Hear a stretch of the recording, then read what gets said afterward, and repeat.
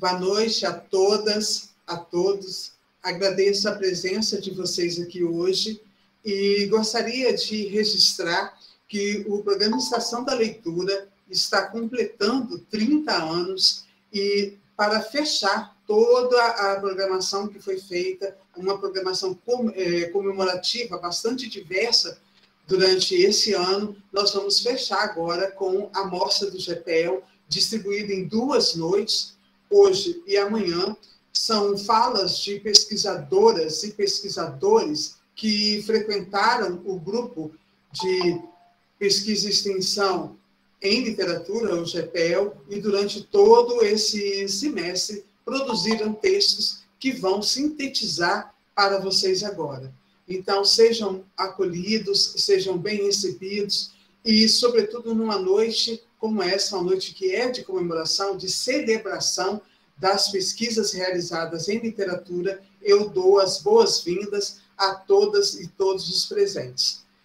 Passo a palavra para a professora Fabiana Amorim. A professora Fabiana é do DCHL e é, na minha ausência, a pessoa que se responsabiliza pelo GPEL. Então, agradeço a presença da professora Fabiana e a colaboração na coordenação desse evento essa noite. Fabiana. Olá, boa noite, bem-vindos, bem-vindas todos, todas, né? É com imensa alegria que a gente hoje abre as apresentações dos trabalhos de pesquisa da segunda mostra do GPEL, né? Com pesquisas belíssimas, como vocês vão poder, né, confirmar. E a primeira pessoa hoje a apresentar a sua pesquisa será a Carol Souza. Eu passo a palavra para a Carol. Bem-vinda, Carol, e você tem a palavra. Oi, boa noite. Oi, boa noite. Eu sou ex-aluna da UESB. Meu nome é Carol, lógico. A minha linha de pesquisa é a linha 2, que é justamente autores contemporâneos, e o tema é Clarice Lispector. O título da minha pesquisa foi Apresentação Simbólica da Liberdade nas obras A Hora da Estrela e Água Viva, de Clarice Lispector, do ponto de vista judaico-cabalístico. Como é que eu posso dizer? Eu desenvolvi essa pesquisa através do ponto de vista da minha criação, porque a mídia minha, é, de ori- a religião judaica. Então, eu assimilei a pesquisa, o que eu já conhecia, com a obra da autora, que, por sinal, Clarice Lispector, sou apaixonada, e acabei desenvolvendo essa pesquisa. E o que acontece? Na primeira mostra do GPEL que teve, tinha desenvolvido um artigo sobre Macabea sendo uma borboleta. Nesse segundo, que acabei produzindo outro artigo, eu trabalhei Água Viva, a segunda obra de Clarice Lispector. E aí o que acontece? Eu acabei fazendo a comparação simbólica de cada personagem, o que essas duas acabam representando.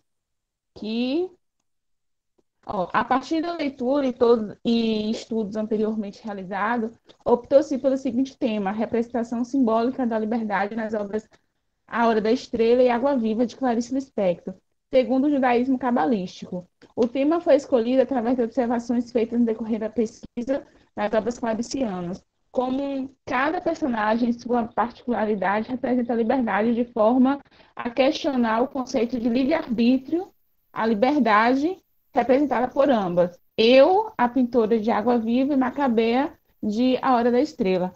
Como o primeiro artigo eu falava sobre a metamorfose de uma borboleta, seria o quê? Seria essa saída do casulo para a vida. Essa elevação simbólica da borboleta.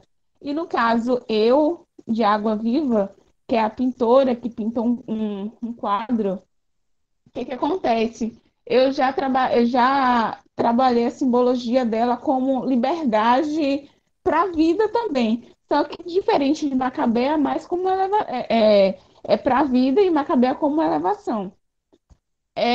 A pesquisa está sendo ainda desenvolvida, ainda não tem um fim, né? Clarice sendo Clarice, né? Sempre está acontecendo, descobrindo várias outras coisas nas obras claricianas, e isso é maravilhoso. Então, minha pesquisa é sobre isso aí. Agradecida.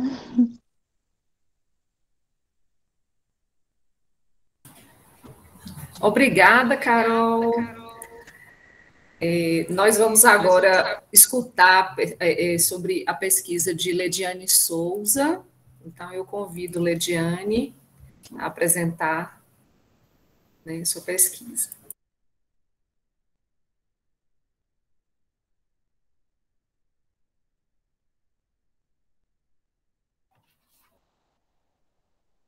Olá, boa noite a todos e a todas. Me ouvem bem? Sim, Lediane. Prontinho. Eu sou Lediane Souza, já fui discente da UESB aí. Gente, como parece que a gente nunca apresentou. Vamos lá. Eu acabei de formar, né, na UESB, Letras, e a gente vem desenvolvendo algumas pesquisas dentro do GPEL. Participo aí da linha de pesquisa Literatura Infantil e Juvenil, Leitura e Formação de Leitores Críticos.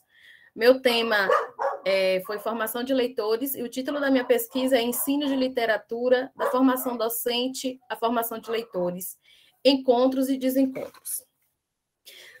Dentro desse tema e dessa perspectiva, várias questões eu venho levantando sobre o ensino de literatura e essa formação docente e a formação de leitores.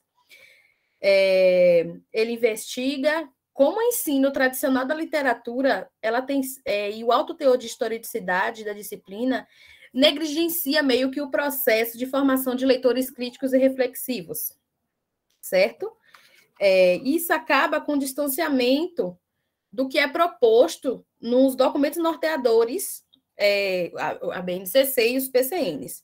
E assim a gente observa que afeta o processo de letramento literário e sua prática escolar. O processo de letramento literário ele deve envolver aspectos que conciliam os diversos textos literários circundantes nas esferas sociais. Aí eu trago como objetivos, né, a pretensão de verificar o que leva os nossos estudantes a não gostar da literatura em sala de aula. Talvez seja porque ela se aproxima da história da literatura, focada apenas na historicidade, esquecendo, sim, assim, do texto literário. Então, são questionamentos que a gente vai trazendo, observando também se a divisão nas disciplinas de língua portuguesa influencia na qualidade do ensino literário, afetando, assim, a construção desse letramento literário evidenciando o conhecimento, né? Através dessa abordagem, leva-nos a supor que estudantes, eles talvez não gostem tanto de literatura, eu estou falando isso na educação básica, tá? Por ela se aproximar dessa questão da historicidade. Acaba que a gente deixa de trabalhar com texto e começa a trabalhar apenas com a linha do tempo, falando dos autores, falando apenas da escola literária e deixando de lado o que mais o de mais rico, que é o texto em si, né? Então, eu vou falando que a literatura ela deve ser parceira de questões transversais, aliada à realidade do aluno, que o ensino de literatura, ele sim é dificultado pelo tripartite do ensino de língua portuguesa, a redação e literatura, e fragmenta a interpretação de texto, a escrita e a literatura e a leitura como se fosse algo, como se não tivesse nada a ver uma coisa com a outra quando a gente faz essa divisão. E aí eu trago a tese que não, que essa divisão, de fato, causa problemas, fragmenta o conhecimento, que ler, escrever, interpretar são coisas que não pode ser desassociada uma da outra, certo?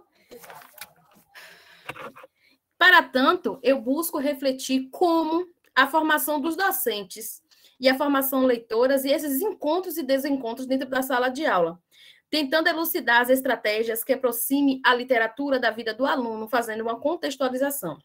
É necessário que a gente compreenda como o estudante vê a literatura, levando a uma construção crítica e reflexiva, investigando como a educação por meio da literatura pode beneficiar a construção de conhecimentos e demonstrar, né, através dessa pesquisa, como a divisão das disciplinas atrapalha esse processo de formação de leitores críticos e também verificando as ferramentas de instrumentalização do professor que auxiliem na releitura do ensino de literatura. Então, é uma pesquisa que abrange vários aspectos e vários conceitos. Eu justifico essa pesquisa, pois existe na formação docente de leitores, encontros e desencontros. A literatura, ela pode ser considerada essencial à transformação social. A literatura é um direito de todos nós. E, através desses estudos literários, nós podemos construir uma sociedade crítica e reflexiva. Dentro do ambiente escolar, a literatura é uma prática de prazer, exercício crítico que envolve o educador e o aluno em um processo interativo e lúdico, ajudando a pensar a literatura na escola e que a literatura ela seja recolocada no lugar onde ela não deveria ter saído, que é a centralidade no ensino da língua, certo? E aí a gente utilizou a metodologia de questionários e a gente fez esses questionários foram aplicados em 4 locais, para os professores de língua portuguesa e literatura da educação básica, os professores de literatura da universidade, os alunos de letras, os estudantes de letras da UESB e os alunos da educação básica, professores da educação básica e alunos, estudantes de letras e professores de literatura, e a gente quis ver se dentro desse quarteto, digamos assim, a gente conseguiria ter a mesma visão de literatura e desse ensino. Para mim, para consolidar, né, meu aporte teórico, no caso, eu trago Rio do Consul, 2014, que ele traz o conceito de letramento literário, né? E Wanda Martins, 2006, que ela vem tratando dessa formação e dos leitores no ensino médio. William Cereja, 2005, que ele traz um debate dialógico de como a literatura é vista por professores e alunos. Irandé Antunes, 2009, que ela vem fazendo uma reflexão como a escola pode ser diferente, inclusiva e cumprir seu papel social. Girlene Marques Formiga e Cristina Rotier Duarte, 2018, pois elas trabalham numa perspectiva do trabalho docente e sua formação acadêmica. Maria Amélia Dalvi, ela trabalha com os vieses de vários pontos do ensino de literatura.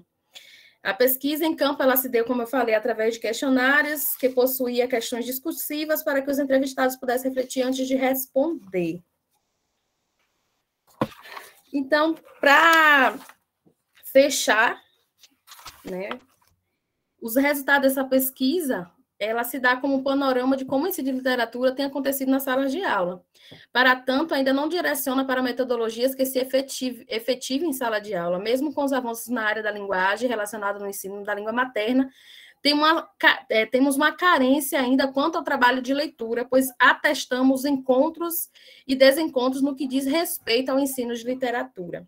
Acreditamos que refletir a partir da identificação desses encontros, desses fatores sobre a formação leitora, sobre o prisma desde a formação docente até o ensino da literatura e sua participação na formação da cidadania, conseguiremos aproximar a formação do leitor literário,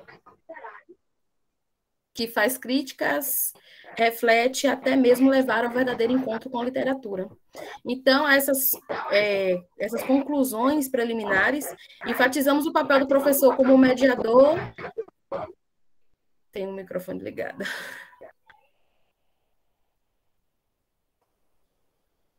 Enfatizamos, assim, o papel do professor como mediador. O professor necessita ser um sujeito leitor que tem sua própria leitura e que guia os estudantes a construir as suas leituras e posicionando a escola como um campo favorável a promover a experiência de leituras bem-sucedidas, pois pela leitura sensível, o sujeito leitor constrói a sua humanidade. E é isso, gente. Obrigada pela paciência. Obrigada a você, Lediane, parabéns pela pesquisa, parabéns, Carol, também. Como diz Lediane, parece que a gente fala pela primeira vez diante da tela, né? Eu acabei não dando os parabéns à Carol, mas parabéns às pesquisas de vocês, como sempre, muito relevantes para a gente pensar, repensar, né? A sala de aula, o ensino da literatura, muito bom. Eu vou chamar agora Diogo, eu acho que Luciana ainda não está conectada, deixa eu só confirmar, Luciana ainda não conectou, então a gente vai agora ouvir Diogo com uma pesquisa que é da linha Poética Contemporânea, e o tema é o corpo da mulher negra como espaço de dominação e de violência ao longo dos tempos, utilizando como corpos de análise as obras Um Defeito de Cor, de Ana Maria Gonçalves, e o conto Maria, da autora Conceição Evaristo. Passo a palavra a você, Diogo. Boa noite. Boa noite, Pro. Já iniciar aqui agradecendo a professora Zilda pela orientação, a professora Fabiana, toda a equipe do Estado e do GPEL pela organização desse belíssimo evento. Meu nome é Diogo Borges, eu sou concluinte do curso de Letras da UESB. Como Leidiane falou, toda vez que a gente vai falar, parece que a gente está falando pela primeira vez, né? E de uma coisa que a gente está estudando há algum tempo. A minha linha de pesquisa, da pesquisa que a professora apresentou o tema agora, é Poética Contemporânea, com o tema O Corpo da Mulher Negra como Espaço de Dominação e de Violência ao longo dos tempos, utilizando como corpos de análises as obras Um Defeito de Cor, de Ana Maria Gonçalves, e o conto Maria, da autora Conceição Evaristo. E o título é Violência contra a Mulher Negra na Literatura Brasileira, Permanências e Mudanças, a partir de Um Defeito de Cor e Maria. Estamos utilizando como base teórica, né, para subsidiar nossas análises alguns estudiosos, como Bourdieu, em que ele vai traçar um panorama dessa dominação masculina sobre os diferentes níveis, né, utilizando também a autora Safiotti, em que ela faz uma breve análise histórica do conceito de gênero e as implicações dessa violência contra a mulher, principalmente no Brasil. Também utilizando ainda um dos três importantes assim, autores que eu utilizo na pesquisa, Silvio de Almeida, em que ele traz ali um panorama da questão do racismo, não como um fator individual e patológico, mas como algo estrutural mesmo. Então, esses três autores, além de outros, estão dando base para essas primeiras análises. E a escolha das obras se deu justamente pela contexto que ela traz, né? A gente tem duas obras escritas em que as personagens principais são mulheres negras, em momentos históricos, sociais e políticos completamente distintos. A primeira obra, Um Defeito de Cor, a gente tem uma mulher retratada ainda no período escravocrata do Brasil, e depois a gente tem ali Maria, já no século XXI, em uma outra conjuntura, mas que essas mulheres, elas passam por esses diversos tipos de violência e silenciamento. Então, apesar de ser um tema tão debatido e tão explorado, a violência contra a mulher, a gente tem ainda um não aprofundamento da temática da violência contra a mulher, principalmente da mulher negra, desse espaço dessa mulher na sociedade. Então, a literatura escrita por mulheres, sobretudo mulheres negras, ela surge aí como instrumento de denúncia social, né, ao assumir uma forma de crítica à realidade circuncidante, garantindo visibilidade e voz às mulheres que foram silenciadas, que são silenciadas diariamente, em busca de voz e de transformação da sua realidade. Então, as autoras, ao escreverem essas histórias, elas denunciam essas condições sociais da mulher, né, que não mudou. A gente tem aí lá no século XIX e uma outra no século XXI, mas com semelhanças ali com violências que atravessam essas mulheres cotidianamente. Quero agradecer a oportunidade e devolvo a palavra para a professora Fabiana. Nós é que agradecemos, Diogo, né, por pesquisa tão bonita. Nós vamos dar continuidade agora e eu chamo Isa Maria, que será a próxima a apresentar sua pesquisa. Está online, Isa? Oi, pronto, aqui. Oi. Passo a palavra para você. Isa é da linha de pesquisa Literatura, História e Memória. Sim. Olá, meu nome é Isa Maria, sou aluna do 4º semestre de Letras. Como a prof. Fabiana falou, minha linha de pesquisa é Literatura, História e Memória. E o meu tema é a construção do narrador-personagem em As Aventuras de Pi. E o título é a construção ficcional de Simon Patel, também As Aventuras de Pi. Então, gente, o meu trabalho ele vai discutir a construção desse personagem, analisando as técnicas que o autor utilizou nessa construção. Por quê? Por motivos de que, ao longo dos anos, muitos leitores, espectadores, porque existe uma adaptação desse livro, eles têm se mostrado muito confusos em relação a algumas coisas que acontecem na narrativa. E aí, acontece muita dualidade na interpretação, muita gente vê de um jeito, muita gente vê de outro, o que acaba deixando a obra um pouco confusa e evita que pessoas queiram ver porque com medo de não entender. Então, o meu trabalho tem como objetivo simplificar, não só para os futuros leitores, mas também para os antigos que tenham lido e queriam entender a obra de uma forma um pouco mais técnica. Então, para isso eu utilizei alguns teóricos como Wency Bowles, William Regan, Alfredo Bose, que é um clássico da teoria da literatura. Então, o livro em si, As Aventuras de Pi, ele foi escrito por Ian Martel. Ele vai contar a história de Pi, ele é um jovem garoto que vai passar por uma situação muito traumática ao longo da narrativa, e ele vai conseguir passar por isso utilizando a questão de fé, imaginação e meio que o improviso em algumas coisas. Então, esses problemas que ele vai enfrentar na história vão testar muito as crenças dele, por motivos de... Ele tem uma relação muito próxima com os seres vivos, por motivos de... Os pais dele eram donos de zoológico e ele tinha 3 religiões, então era uma mistura. A gente vai poder ver ao longo da obra o crescimento dele desde criança até a adolescência e até a vida adulta. Vai ter esse gap aí de tempo. Então... Ele começou como hindu, porque ele nasceu na Índia, depois ele agregou, ele não abandonou o hinduísmo para as outras religiões, ele agregou as 3, que no caso é o cristianismo e o islamismo.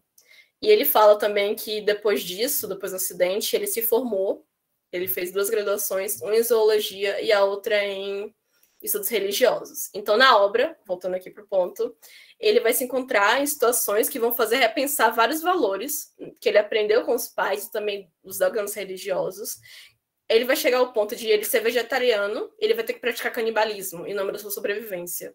Então, ele vai pensar, eu sou egoísta por isso? O que está acontecendo aqui nesse momento? Então, a primeira grande reviravolta da história é a seguinte...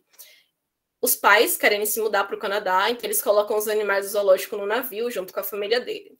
No meio do percurso, o navio afunda e Pi se encontra num bote de salva-vidas com 7 metros de diâmetro, preso, com 4 animais, que no caso é uma zebra, um orangotango, uma hiena e um tigre de bengala. O que soa muito absurdo, e é muito absurdo. E aí ele passa 223 dias à deriva em alto mar com esses animais. Apesar de que os primeiros animais, os 3 primeiros, eles morrem durante a narrativa e só fica ele e o tigre a maior parte do tempo. Então, quando ele finalmente é resgatado, ele aporta numa ilha, os investigadores, a polícia, vai descobrir, porque ele foi dado como morto. Toda a tripulação foi dada como morto. Então, eles não imaginavam que depois de quase 1 ano ia aparecer um sobrevivente. Então, eles querem saber o que aconteceu de verdade. E quando o Pi conta que ficou preso com vários animais, eles não acreditam. Então, o Pi pensa, e é nesse momento que é a grande reviravolta do livro, que ele vai contar uma segunda história, que é basicamente a mesma história com os animais, só que os animais não eram animais, e sim sobreviventes. A mãe dele, o chefe do navio e o marinheiro. E aí que a história começa a ficar assim meio... complicada, porque quando você repensa toda a história, a selvageria, de animais se matando, quando você vê um animal comendo uma carcaça, é normal, natureza, mas quando você vê um ser humano comendo outro ser humano, em nome de sobrevivência, começa a ser bárbaro. E aí que vai entrar a questão da confiabilidade do narrador. Porque como existem duas versões para a mesma história, acontece que a gente não pode confiar muito no Pi. Tem gente que acredita nos animais, tem gente que acredita na história que era a família dele que estava no barco, e tem gente que acredita que isso nunca aconteceu. E é por isso que tem várias eu vejo sempre nas redes sociais, quando eu comecei a pesquisar, eu fui procurar. E aí tem várias versões e ninguém sabe exatamente, o autor também não fala, então eu tentei dar uma desembaraçada nisso no meu texto. E é isso, gente. Esse é meu projeto. Espero que vocês tenham gostado. Obrigada, Isa. Sua pesquisa também é muito bacana. Dá vontade de ler o livro. Eu conheço só a obra cinematográfica, que é muito bacana também. Mas o livro, a gente fica com vontade de ler, né? Para poder mergulhar nesse narrador, com certeza. Bom, gente, a gente dá sequência. Eu vou convidar agora para apresentar a sua pesquisa Fernanda Santos. Eu passo para você, Fernanda, a palavra. Boa noite. Meu nome é Fernanda, eu sou egressa do curso de Letras da UESB e eu decidi pesquisar sobre o tema da literatura afrofeminina e cyberliteratura, né? Da escrita afrofeminina e cyberliteratura. E o título da minha pesquisa é Uma perspectiva pós-colonial da literatura e cyberliteratura afrofeminina. A minha pesquisa tem 3 pontos importantes, que é o tema da escrita afrofeminina, a abordagem pós-colonial e a cyberliteratura. Então, a escrita afrofeminina é aquela escrita feita por mulheres negras, basicamente, né? Escrita de autoria feminina e afrodescendente. É extremamente importante estudar esse tema para mim, porque as mulheres negras sempre foram atribuídas às funções domésticas, a reprodução social e essas coisas que nada tem a ver com a produção de intelectualidade. Então, isso acaba fazendo com que a produção de conhecimento, né, no Brasil, no mundo, e artística também, seja fundamentalmente branca. E daí que entra a minha abordagem pós-colonial. Quando eu falo em pós-colonialismo, me vem 2 nomes principais, né, dessa abordagem, que é o de Frantz Fanon e Gayatri Spivak. Frantz Fanon foi um filósofo e psiquiatra que, no século XX, ele escreveu um livro chamado Peau Noire, Masque Blanc, foi traduzido no Brasil como Peles Negras, Máscaras Brancas, em que ele faz uma análise literária para identificar, evidenciar o racismo evidente em romances franceses do século XX. E o que eu me proponho a fazer é basicamente a mesma análise, só que aplicado também às redes sociais e analisando as próprias produções de pessoas negras, né? No caso de mulheres negras. Spivak, ela, no livro dela, né, Can the Subaltern Speak, pode subalterno falar, ela cunhou um termo de subalternidade. Partindo da premissa de que a ideologia colonial não acaba com o alcance das independências de seres subalternizados. E, a partir disso, eu questiono como isso reflete na produção e recepção da escrita afrofeminina. Segundo essa autora, o subalterno, ele não tem voz porque ele é subalterno. Então, a partir do momento em que ele ganha voz, ele deixaria de ser subalterno e a sociedade deixaria de ser racista, o que não é o caso. A cyberliteratura é aquela literatura publicada na internet, né? Então, a abordagem, a análise de Frantz Fanon é a análise que eu tento levar para esse espaço digital, né? Sempre questionando se há diferenças entre a literatura tradicional e a literatura digital, de autoria feminina e negra, e respondendo isso também analisando como que as mídias digitais afetam a escrita, né, dessas pessoas. Então, considerando o avanço das tecnologias de informação e comunicação, a gente nota que a forma como a gente vê literatura está mudando, a forma como a gente entende literatura. E a partir disso, eu pego o questionamento de Spivak e eu questiono se ainda é válido a gente falar que o subalterno continua nesse lugar de invisibilidade, já que as redes sociais aparentemente dão tanta visibilidade a essas pessoas, mas ao mesmo tempo também questiono se visibilidade quer dizer aceitabilidade, né? Porque eu trago também autoras como Carolina Maria de Jesus, que nos últimos anos tem sido muito estudada, mas a gente sabe que autoras como ela ainda não são aceitas na sociedade. Então, são coisas diferentes. E é isso, é sobre isso que eu escrevo. Obrigada. Obrigada a você, Fernanda, parabéns pela pesquisa. Né? Muito interessante tecer diálogos com a literatura produzida nas redes, né? E imprescindível, acho que nos tempos que a gente está vivendo, de alcance, né, das redes. Bom, eu vou passar a palavra agora, convidar a apresentar a sua pesquisa, Luciana Brandão. E, Luciana, você tem a palavra. Boa noite.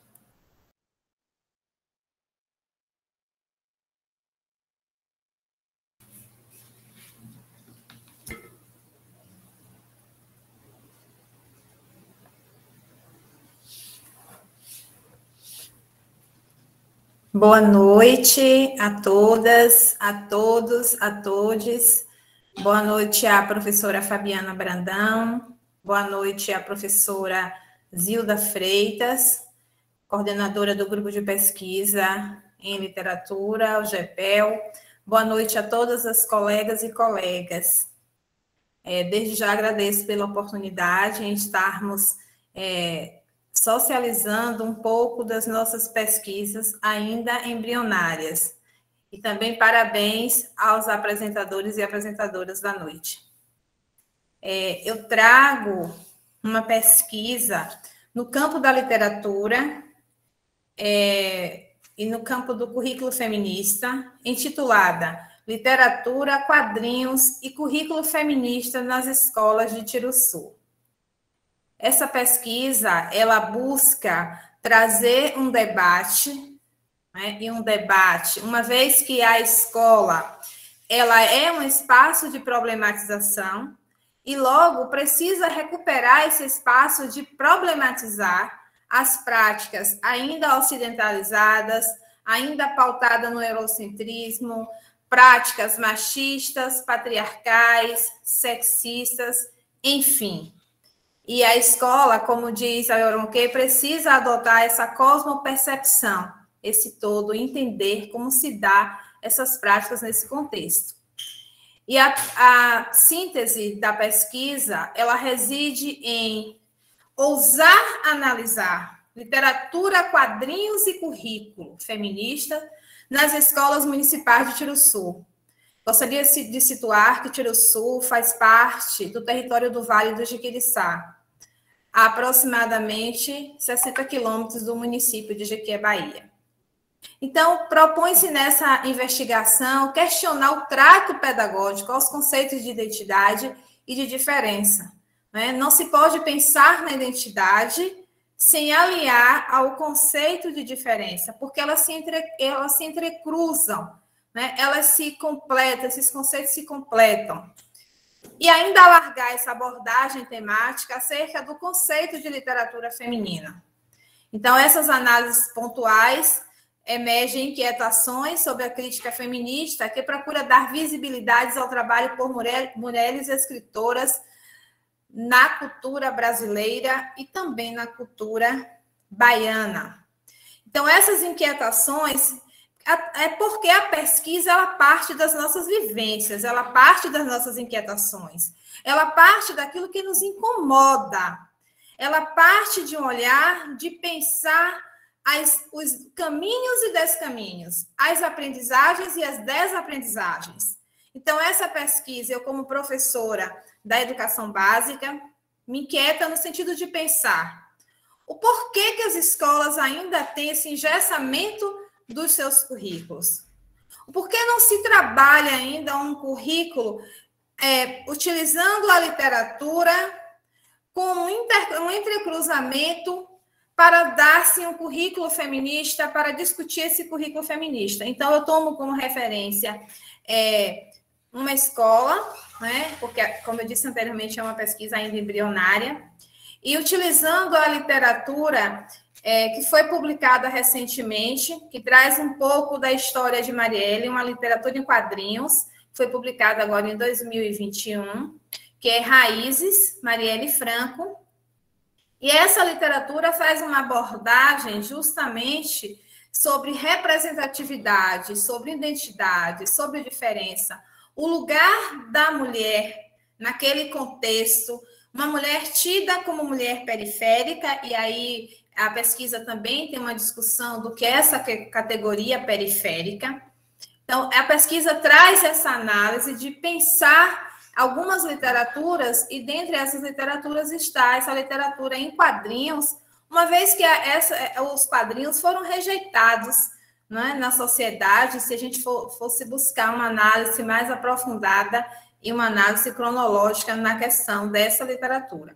Então, no sentido mesmo de problematizar, de colocar em xeque esse debate, faz uma análise com relação à literatura em quadrinhos, aliando essa literatura, que é uma literatura de autoria feminina, e também traz um debate sobre a mulher negra, representatividade forte de Marielle Franco, que foi uma história, né? E essa sujeita, Marielle, e eu trago a expressão sujeita como uma marcação política, né? Se valendo das discussões, das narrativas da grandiosa Ângela Figueiredo, professora da UFRB, quando ela traz um debate sobre mulheres insubmissas, e ela cita essa palavra, essa categoria sujeita, como sendo uma marcação política. Do mesmo modo, também a professora Núbia Regina, que é uma das referências da minha pesquisa,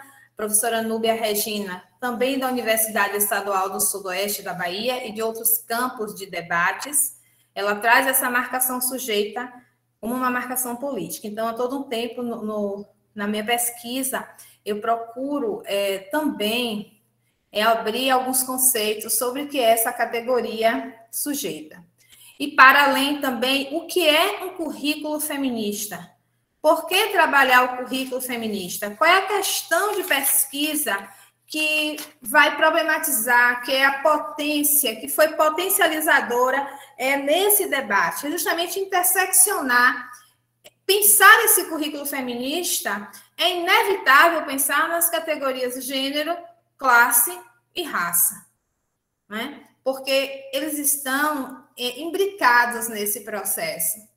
E aí eu fico assim muito refletindo, diante de tantas leis, diante de tantas exigências legais, educacionais, o porquê ainda não se trabalha nas escolas essa proposta pedagógica? Ou qual é o trato pedagógico que tem dado a essas questões na escola? Porque ainda não usamos as autorias femininas nos espaços escolares? Ou porque, quando usamos ainda aquelas referências clássicas? Com isso, eu quero dizer também que a gente não pode deixar de lado, evidentemente, as referências clássicas, mas eu procuro, nessa pesquisa, também enegrecer o texto, utilizando de autoras afrodiaspóricas, como a Yoronke, como a Djamila, como a Chimamanda Adichie, quando ela vai discutir também o perigo da história única, mas nessa pesquisa, e ela faz essa discussão, né, nesse perigo da história única, que todas as histórias importam. Então, o que é que isso tem a ver no campo do currículo? O currículo já é um construto social. Então, é preciso buscar todas essas referências do que é uma história única para a gente não estar fortalecendo um discurso no ambiente escolar, um discurso pautado no racismo, pautado ainda no patriarcado, então reafirmando aquilo que eu disse no início. E aqui eu trago também como como objetivo dessa pesquisa é pensar, como eu disse antes, o conceito de currículo feminista é necessário pensar antes de abarcar, antes de entrar nesse campo metodológico de uma pesquisa aplicada, não é? De uma pesquisa também experienciada, uma vez que eu estou nesse espaço, eu estou fazendo essa pesquisa, mas não fazendo essa pesquisa meramente com olhar de pesquisadora, mas como professora, como eu disse antes, a pesquisa faz parte das nossas vivências. A Marilena Chauí já dizia numa palestra na UFBA no ano de 2020 que a pesquisa ela parte do que é particular a universalizável. E ela ia além, dizia, a pesquisa nos move, a pesquisa é aquilo que nos incomoda. A pesquisa é a nossa vivência, a pesquisa precisa ser tema de vida. Para você não recorrer, e aí eu completo o grifo meu, para você não recorrer no equívoco e na armadilha interpretativa de pensar que a pesquisa é apenas naquele momento, e aí você transformou o que você pesquisou. Qual foi o resultado disso tudo? Então, eu busco trazer resultados para aquele contexto, para aquelas crianças que me dizem, e existem autoras, professora, ou melhor, que me perguntam. Nós só estudamos autores, professora. Quando apresento a história em quadrinhos para esses meninos e meninas, aí uma criança diz assim, professora, a Marielle, ela morreu como meu pai. Um carro preto apareceu e assassinou Marielle. Um carro preto apareceu e levou o meu pai.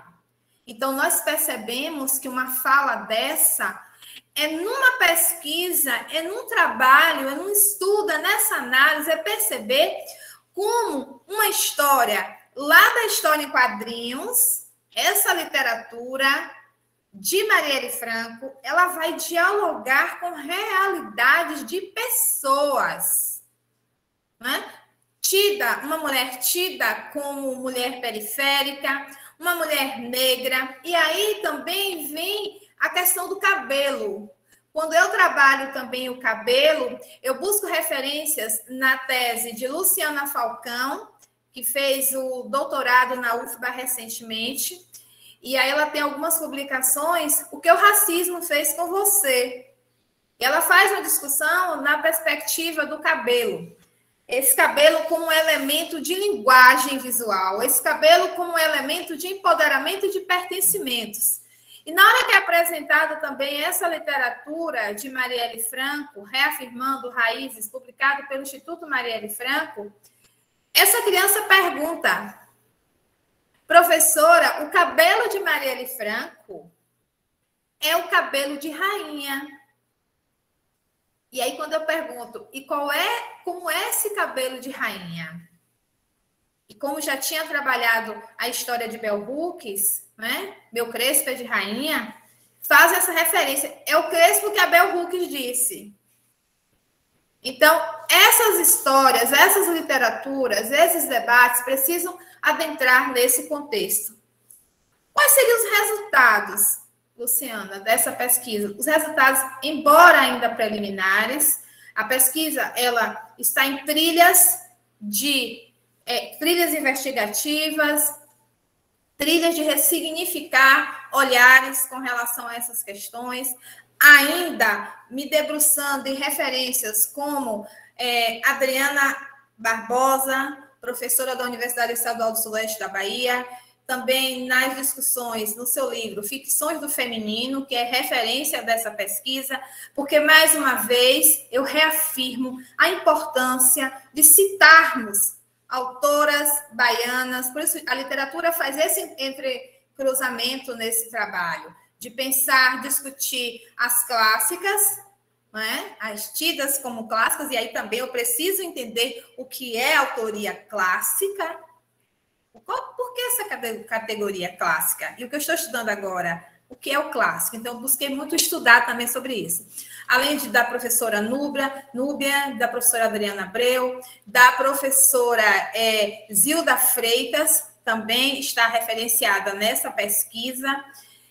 a professora Ângela Figueiredo, da UFRB, a tese, como eu disse, da professora Luciana Falcão, que eu tive a oportunidade de ver apresentações recentemente em um espaço da disciplina especial do mestrado em Gênero da África Negra, na UFBA, e trago também algumas referências da professora Patrícia Gomes, uma professora de Guiné-Bissau, que também está nesse debate, nessa disciplina Gênero da África Negra, na UFBA.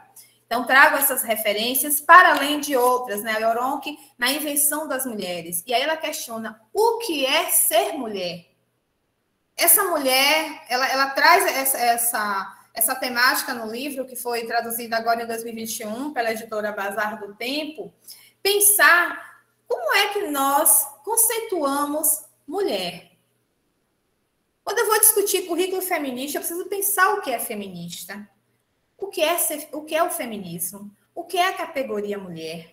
E a Yoronke traz essa discussão muito potente na pesquisa dela, né, que ela faz com as discussões iorubás, e ela diz que essa categoria, inclusive mulher e gênero, a gente olha sobre as lentes ocidentalizadas, né? E ela vai além ao tratar que nós precisamos pensar historicamente e não biologicamente. Então, eu vou procurando estabelecer esses conceitos.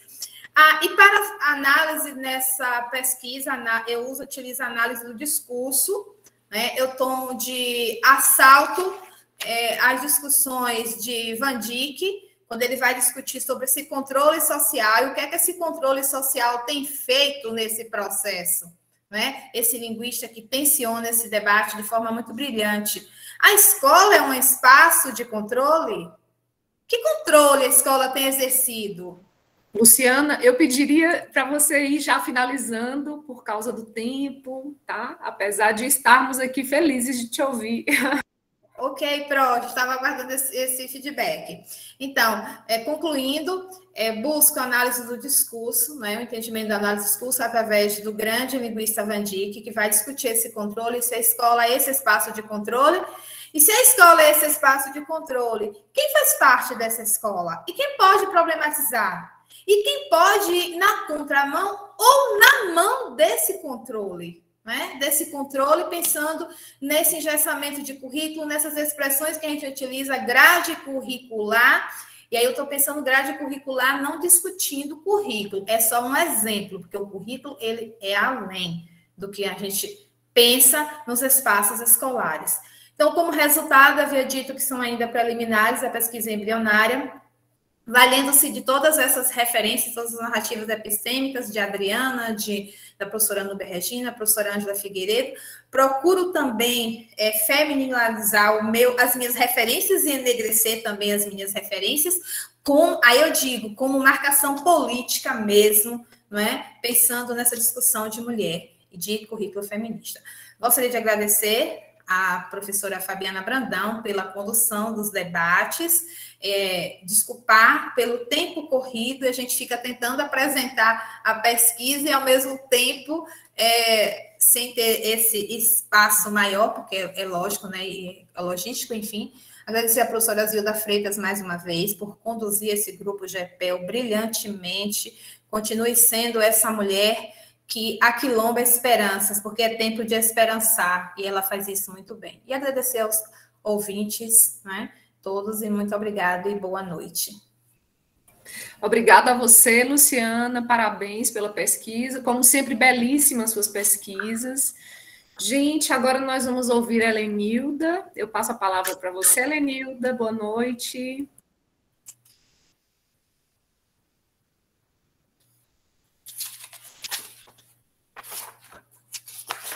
Boa noite a todos e todas.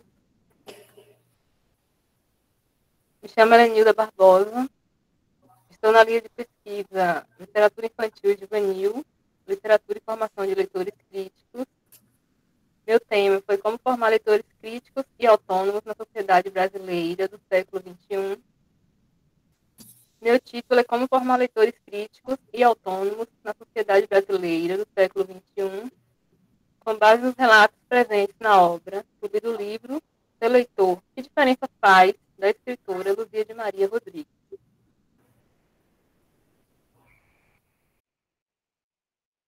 Eu vou ler uma síntese da minha justificativa e depois farei comentários. Durante os últimos meses, foram realizadas várias investigações sobre o tema, como formar leitores críticos e autônomos na sociedade brasileira do século XXI, utilizando como referencial teórico a obra Clube do Livro, Seu Leitor, Que Diferença Faz, da Luzia de Maria. A minha pesquisa busca refletir como a formação de leitores críticos e a construção do conhecimento, através da leitura das diversas obras literárias, clássicas, contemporâneas, brasileiras ou estrangeiras, podem ser uma proposta pedagógica transformadora e inovadora, poderá dar bons frutos aos alunos e como através do hábito da leitura e das reflexões diárias, críticas, elas também conquistarão sua cidadania, ascender socialmente, ser profissionais bem-sucedidos e, principalmente, serem pessoas felizes. Eu destaquei um trecho da obra que eu achei muito interessante, para permitir a todos o acesso aos bens culturais que a sociedade moderna oferece e o direito de usufruí-los de forma cidadã. Não se trata mais de apenas oferecer às crianças e os jovens recursos técnicos para a decodificação do código linguístico. Não se trata apenas de ensinar a ler. No mundo contemporâneo, o conceito de verdadeira democracia passa pelo decisivo investimento na formação de leitores. No livro, a escritora Luzia de Maria, que também é professora de língua portuguesa e literatura, narra como foi para ela criar um clube do livro em um colégio público do Rio de Janeiro, e também mostra como é importante que os professores demonstrem e incentivem os alunos, mostrando assim a sua paixão pela literatura, pela leitura. Segundo a autora, ela fala que no início, quando ela criou o clube, nem os alunos e nem os professores gostaram muito assim, da nova metodologia de formar leitores, mas que depois todos estavam envolvidos e algumas pessoas que não tinham o hábito de ler passaram a ler mais de 40 livros em um ano escolar. Passando 20 anos, a escritora Luzia de Maria resolve reencontrar esses ex-alunos para saber como que eles estavam e, para sua surpresa, ela encontra alguns profissionais bem-sucedidos. E ela evidencia que o quanto foi importante aquele incentivo à leitura no tempo da escola. Mostra também como eles conseguiram um caráter libertário e transformador, desenvolvendo as suas expressões escritas, orais e também as suas cognições. Eu escolhi pesquisar sobre essa obra porque ela me fez refletir e lembrar dos vários professores que me incentivaram ao longo do meu ensino fundamental e médio, e também me influenciaram muito a estar aqui no curso de letras. Eu destaco o nome da professora Dilma Nunes, do Colégio Antigo Polivalente, que ela utilizou metodologias de ensino semelhantes à da escritora Luzia de Maria, em suas aulas de literatura. Também ela me fez ver que eu tinha um potencial de conseguir buscar novos conhecimentos, de ser uma pessoa mais crítica, e também de romper alguns estereótipos que ainda estão enraizados na sociedade, de que uma mulher afrodescendente, da classe baixa, moradora da zona rural, conseguisse alcançar alguns espaços como a universidade. É isso. Foi bem rápida. Obrigada a todos pela atenção. Que bonito, Helenilda. Obrigada, parabéns, né? Bela pesquisa. Eu vou convidar agora Graciele Meira para fazer a apresentação da sua pesquisa. Graciele, você tem a palavra.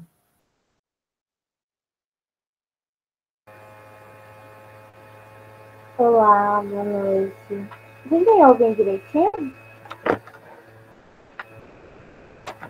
Alguém poderia me dar um feedback se estão me escutando direitinho? Sim, Graciele. Ok, obrigada. Bom, meu nome, como a professora já disse, é Graciele Souza. Eu sou estudante do 4º semestre do curso de Letras Vernáculas. E o meu tema, é sobre as literaturas infantis e juvenis. O título dado à minha pesquisa é a importância do uso dessas literaturas infantis e juvenis no ensino. E aí eu fiz uma análise da escritora brasileira Paula Pimenta. Bom, sabe-se que a leitura é uma prática de suma importância para a vida do ser humano e que ela traz milhões de benefícios. No entanto, de acordo com pesquisas, houve uma queda no número de leitores nos anos atuais. E para que essa situação não continue, é preciso que propostas sejam pensadas, sejam refletidas a respeito dessa temática. E aí que entra o meu estudo, que é sobre a contribuição das literaturas infantis e juvenis no ensino e também para a influência dos novos leitores. Mas, para exemplificar melhor, eu fiz uma análise, como eu já disse no início, da escritora brasileira de ficção juvenil Paula Pimenta. Para quem não a conhece, eu coloquei uma foto dela no canto superior direito aí do slide, vocês podem olhar.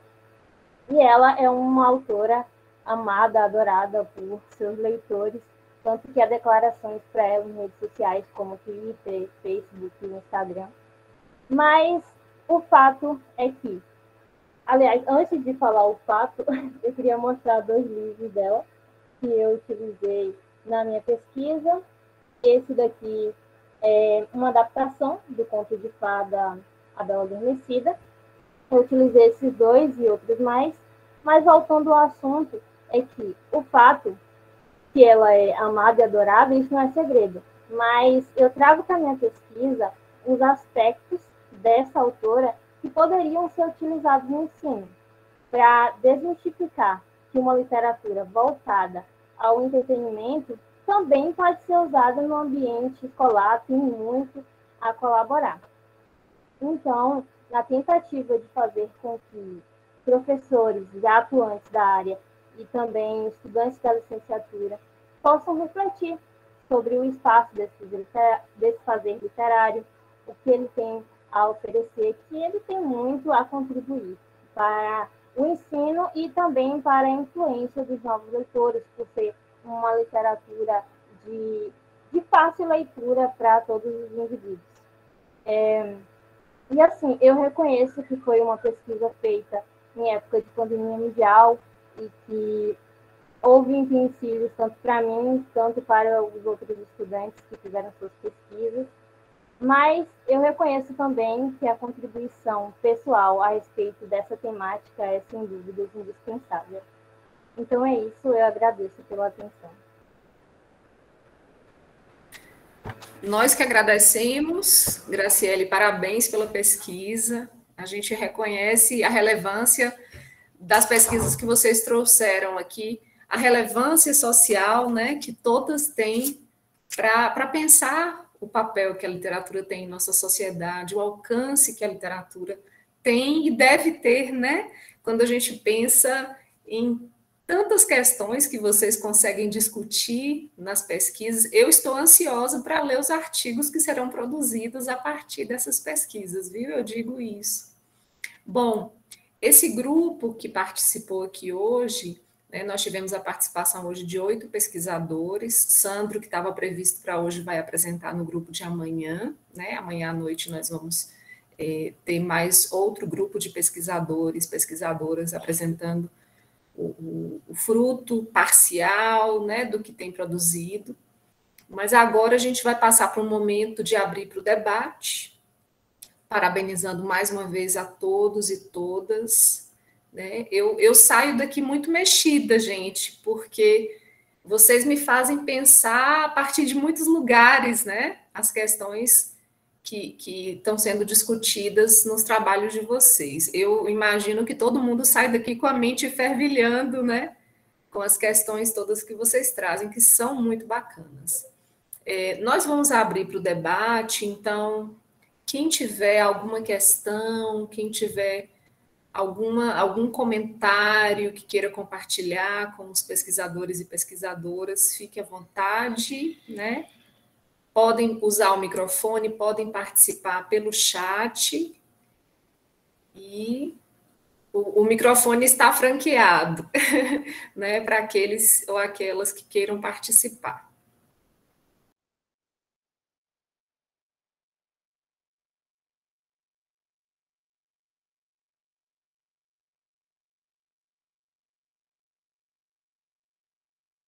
Professora Zilda.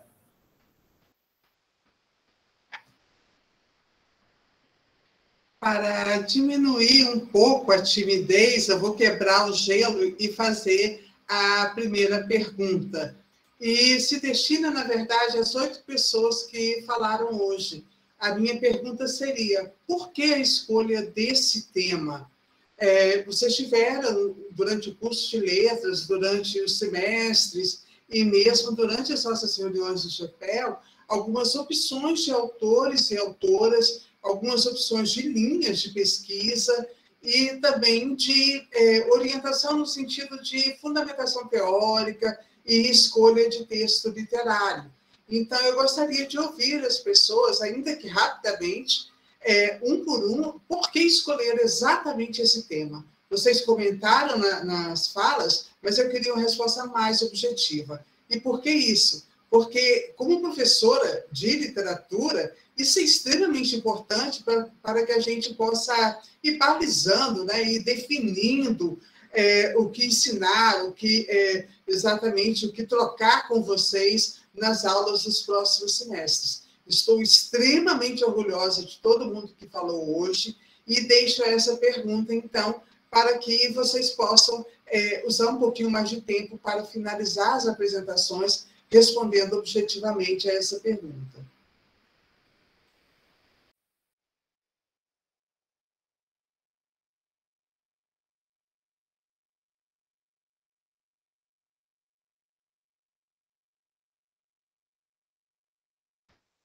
A primeira seria a Carol. Vamos responder na ordem de fala, da ordem que a professora Fabiana convidou vocês.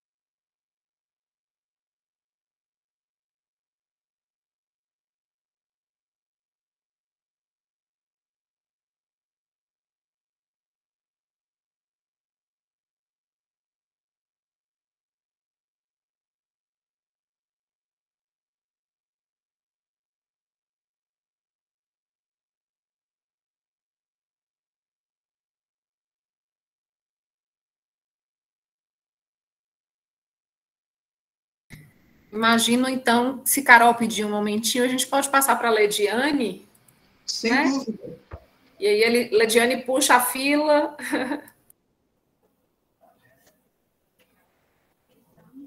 Vamos lá. Pergunta capciosa, hein, Pro? Por que escolher ensino de literatura e formação de leitores?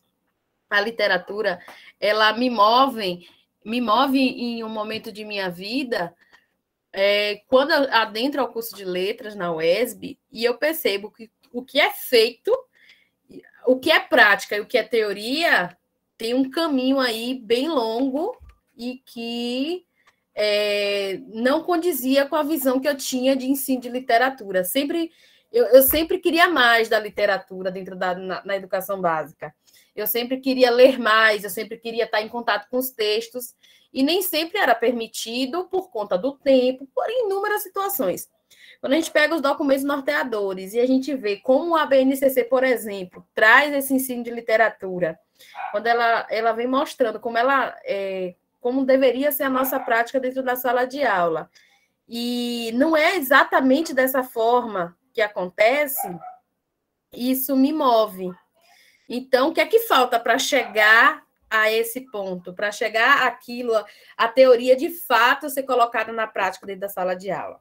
Então, eu escolho por me mover nesse sentido, desses desencontros, o que é que o que é que eu deveria fazer como docente dentro da sala de aula para levar para o meu aluno uma literatura, fazer com que o meu aluno se interesse pela literatura e não vire para mim, poxa, literatura é chato. Eu não gosto de literatura. Eu acho que a pior coisa que a gente pode ouvir de um aluno dentro da sala de aula.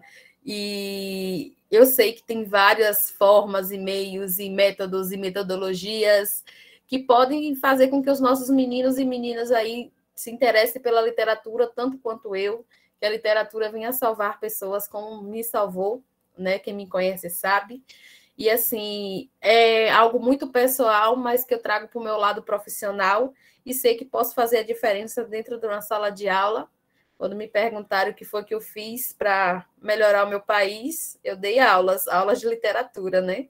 Através dessa literatura aí eu posso falar de todos os assuntos, refletir sobre o nosso mundo em todos os aspectos.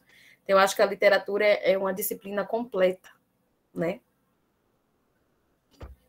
Excelente, Lediane. Eu queria só complementar uma coisa, assim, nas inquietações todas que você trouxe, eu fiquei pensando muito numa fala da professora Magda Soares. Foi numa entrevista que ela deu sobre currículo, né? Ela dizia que um dos grandes problemas do currículo no Brasil é que eles estavam sempre orientados para os exames externos, né? Então, a gente pensava a educação como um todo dentro da educação básica, pautada nos exames que viriam depois, né? No Enem, né? O risco que a gente corre, né? Quando a gente pensa o currículo escolar com uma finalidade de conduzir os estudantes, as estudantes, para um exame externo, né? É triste, mas é uma realidade que a gente enfrenta. É uma questão muito mais profunda que a gente teria que repensar a própria educação, né? O sistema educacional. Mas parabéns. Eu vou passar a fala para a Carol, para todo mundo ter chance de falar um pouquinho sobre o que move vocês até essas pesquisas. Carol? Oi, assim, falar o porquê eu escolhi é bem delicado, porque assim, a minha família, pelo fato de ser judia, rolava muito a restrição do que eu podia ler e do que eu não poderia ler. Então, na minha adolescência, eu passei muito por, leia isso, cuidado com isso, olha o conteúdo disso, você não pode estar lendo isso significa o quê? Vai trazer conhecimento, aquela coisa toda. E aí, eu sempre apaixonada por livros, eu acabei indo para Clarice, porque Clarice, além de ter vim de linhagem judia, era, tipo assim, era bem mais favorável para mim.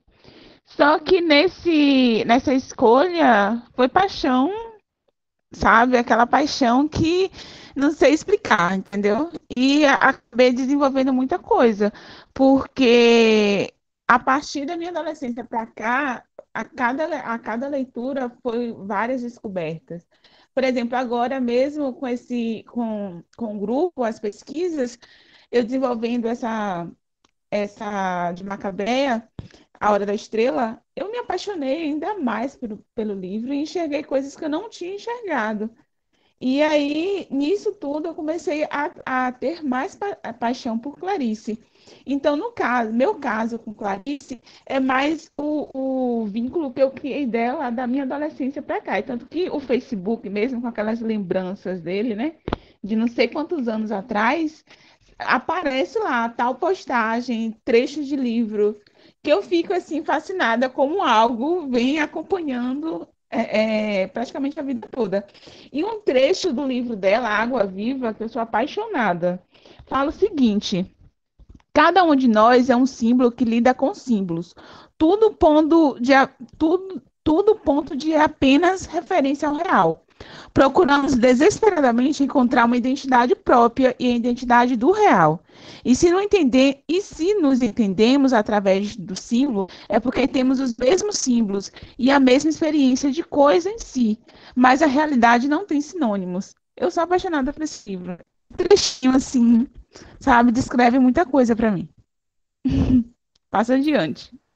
Que lindo, Carol. Stephanie fez um comentário aqui no chat de como é interessante ouvir o porquê das escolhas, realmente. E sabe por quê, Stephanie? Porque as escolhas são afetivas e vêm da alma de vocês, né? Vem de dentro, né?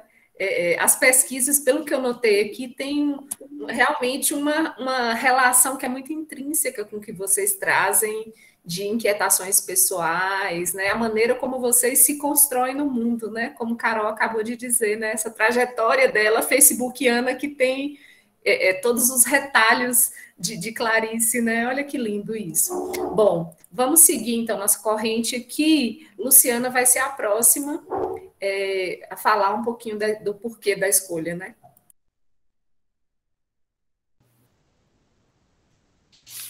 O porquê da escolha da discussão de currículo feminista, literatura em quadrinhos, né? E esse entrecruzamento numa escola de Tiruçu.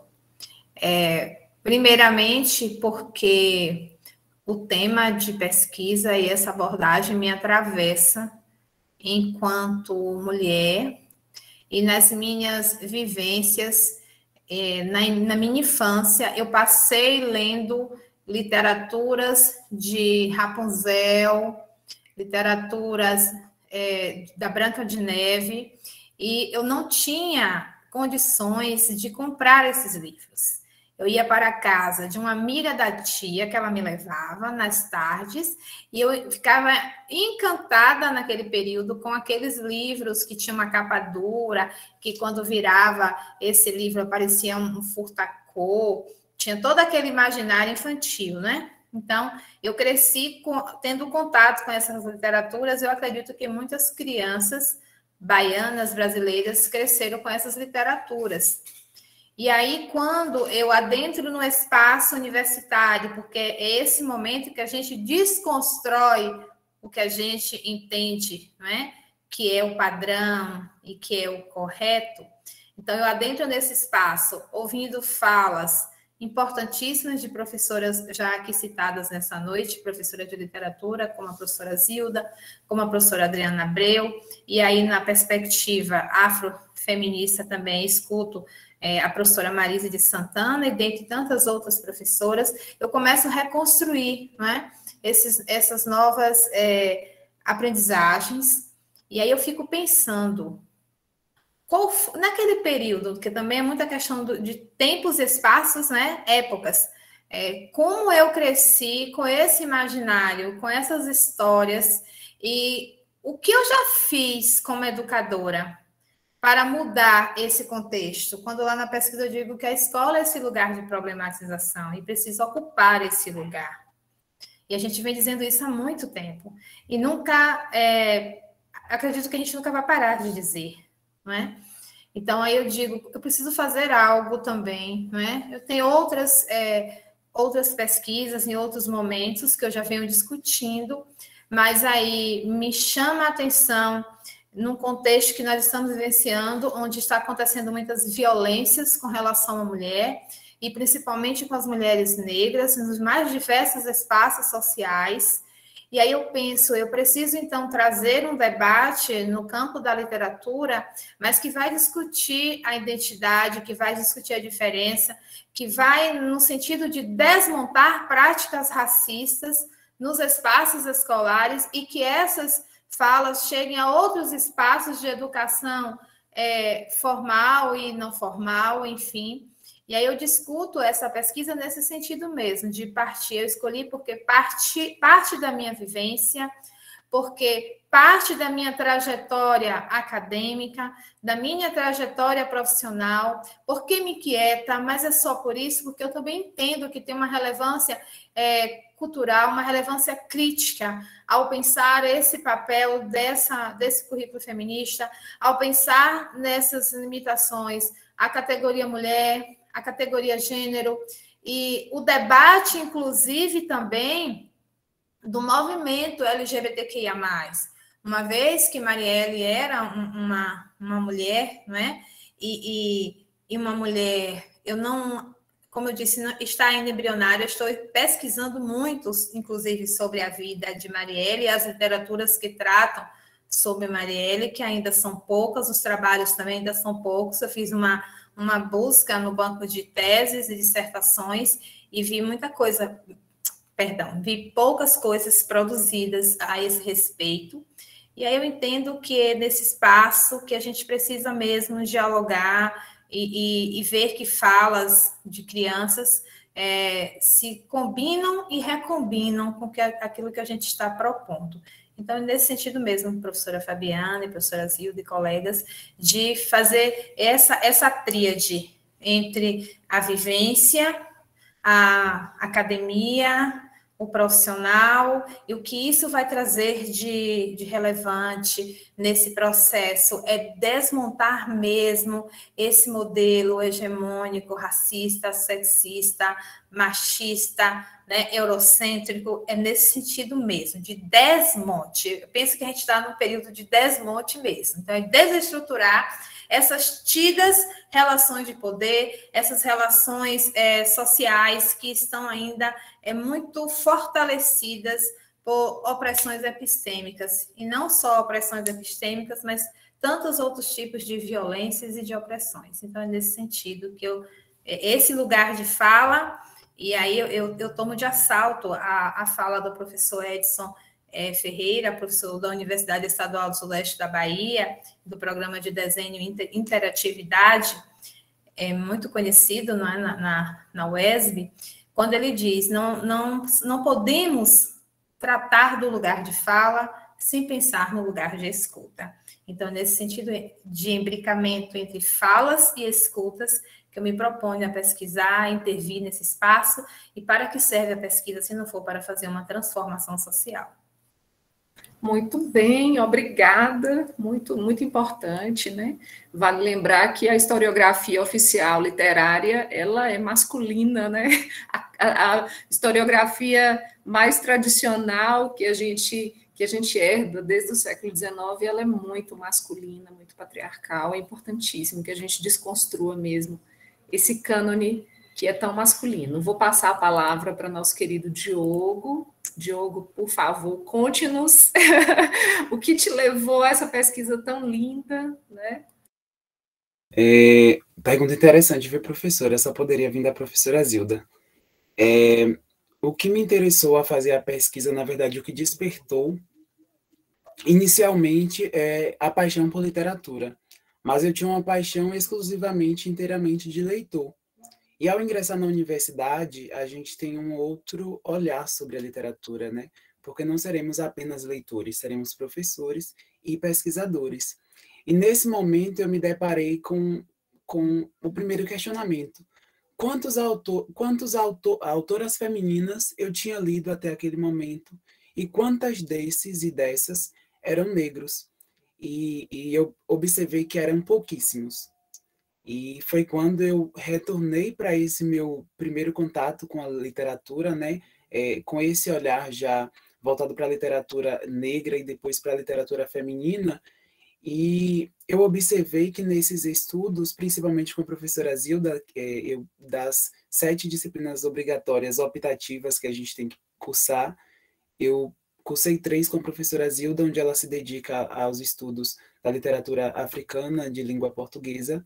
Então, eu tive contato com esses autores, mas, sobretudo, com autoras também femininas, e eu percebi que essas autoras negras, um tema recorrente nas obras dela, é a violência contra a mulher, e especificamente contra a mulher negra. Mesmo que não há essa palavra violência explícita, a gente tem essa violência em seus diferentes níveis, em diferentes percepções. E foi justamente onde eu me debrucei a estudar. E aí eu tive contato com a obra Um Defeito de Cor, uma obra riquíssima, e isso casa um pouquinho com a professora Fabiana estava falando aqui acerca da historiografia. A gente tem uma historiografia estritamente branca e sexista, né, ali na questão masculina, do patriarcado ainda, e a autora, ela ousa em trazer uma personagem negra narrando sua história em primeira pessoa. Isso no século XIX, um cenário que as mulheres elas não tinham voz nenhuma. Então, eu me apaixonei pelaquela história. Inicialmente, então, veio a paixão, e depois esse contraste mesmo ali da violência, dessa persistência da violência nessas obras. E eu observei que essa violência ela não estava apenas na literatura, mas ela está em nosso cotidiano, né? E ela tem esse debate, como eu falei, mas esse debate raso, esse debate que não parte justamente para analisar as causas e principalmente o lugar político dessa mulher. Então, essas foram as minhas inquietações para a pesquisa. Que relevante, né? É tão importante a gente ter contato com outras narrativas, né, gente? A gente acaba tendo falas que, às vezes, vêm desse lugar privilegiado, masculino, né? Os narradores são quase sempre homens. Eu achei muito interessante o que você falou de quantas autoras, né, você tinha conhecido. Assim, quantas autoras a gente lê, né? Quando a gente fala de autoras brasileiras, a gente fala basicamente de quem? De Clarice, de Cecília, né? Pode aparecer até uma Hilda Hilst lá, como a gente, né, teve um outro evento, né, do Stalin, a gente falou sobre Hilda Hilst, mas a gente ouve muito pouco das autoras, e menos ainda de autoras negras, menos ainda de autoras africanas, né? Assim, a possibilidade de Zilda ofertar essas disciplinas optativas, que, olha só, são optativas, a gente ainda não tem como obrigatórias, né, Zilda?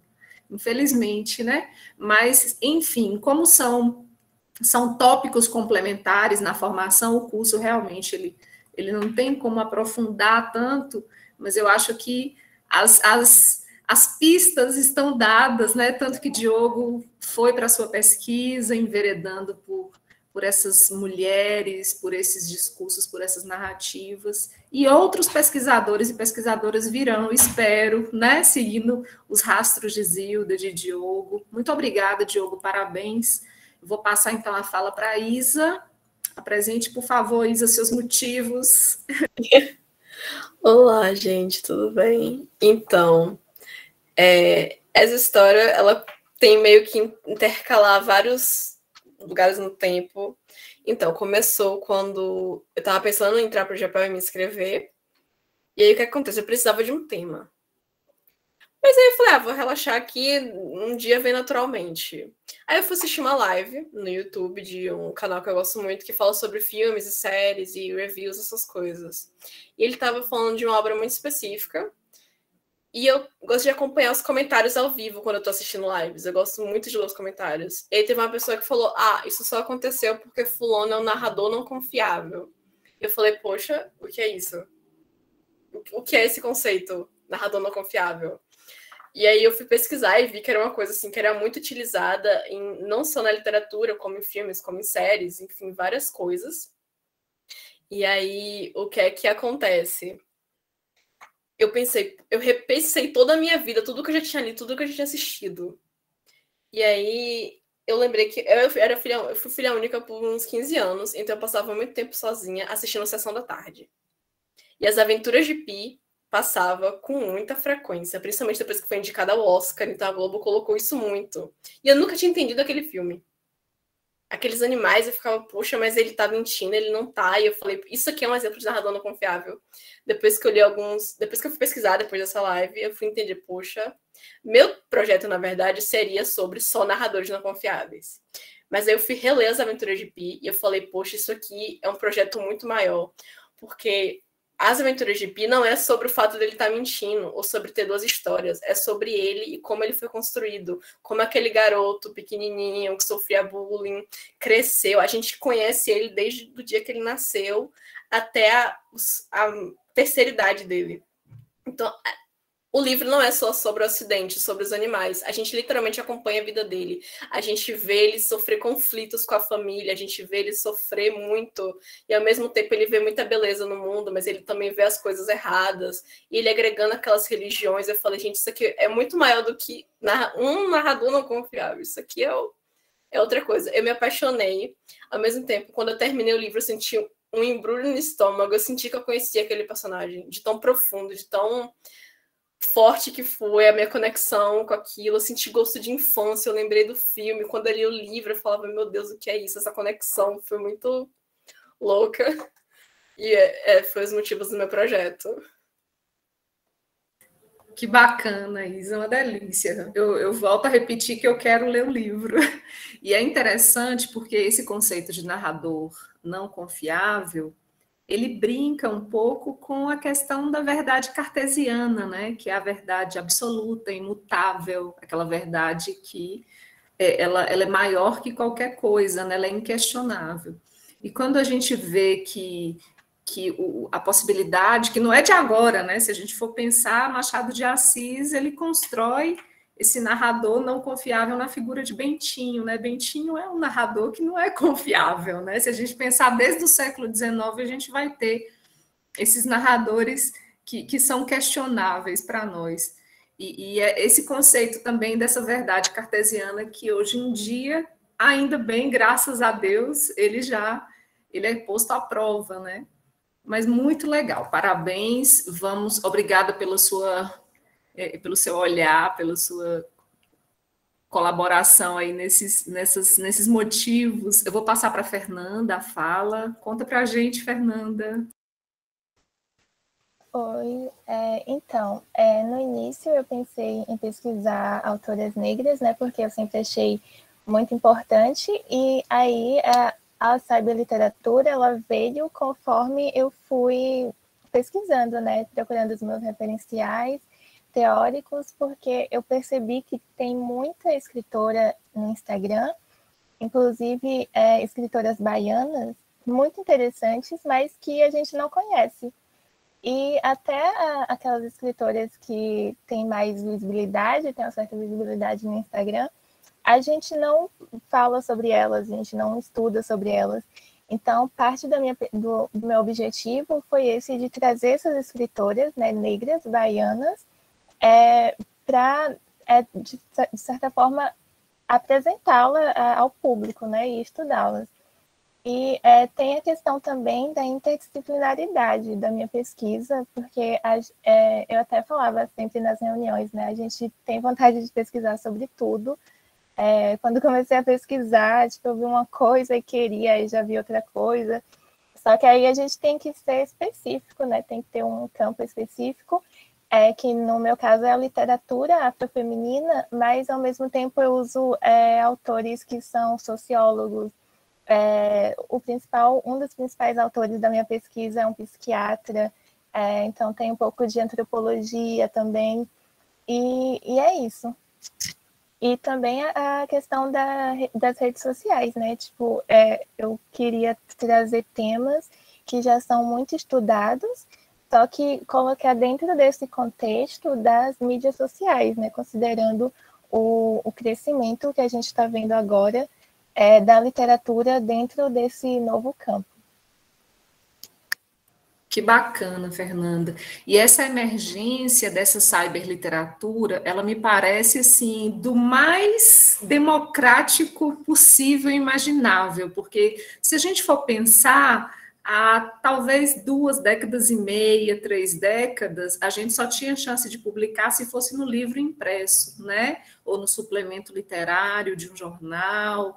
E hoje em dia, a gente pode dizer que qualquer uma pode publicar num blog, pode publicar num veículo desses, né, no Instagram, né, em muitas redes sociais, né, que a gente tem, e eu acho isso democrático, eu acho que de alguma forma democratiza e dá acesso, né, e faz com que essas vozes sejam ouvidas, né, eu acho tão interessante esse cruzamento que você faz entre a literatura, essa afro-literatura feminina, né?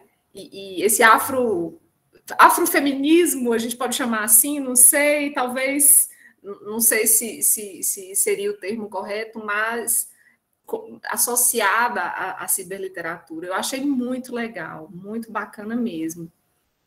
Vamos esperar os artigos que vocês vão escrever, viu, dessas pesquisas, com ansiedade. Obrigada, Fernanda.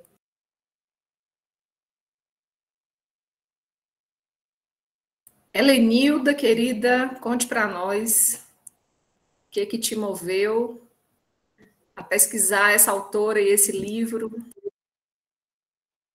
Bom, o motivo foi porque a minha professora do ensino médio me fez amar a leitura e a literatura, e eu também quero contagiar os meus futuros alunos com amor a buscar sempre novos conhecimentos através das diversas obras literárias, E também mostrar para eles que ler não é algo difícil ou chato, é algo que pode ser muito enriquecedor e prazeroso.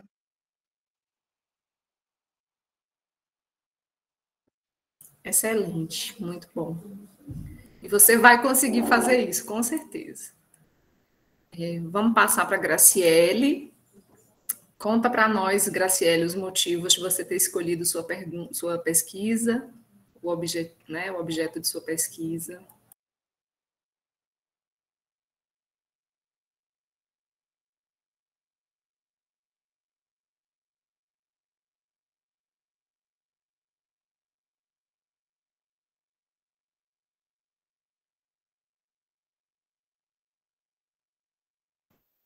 Graciele, você está por aí, querida?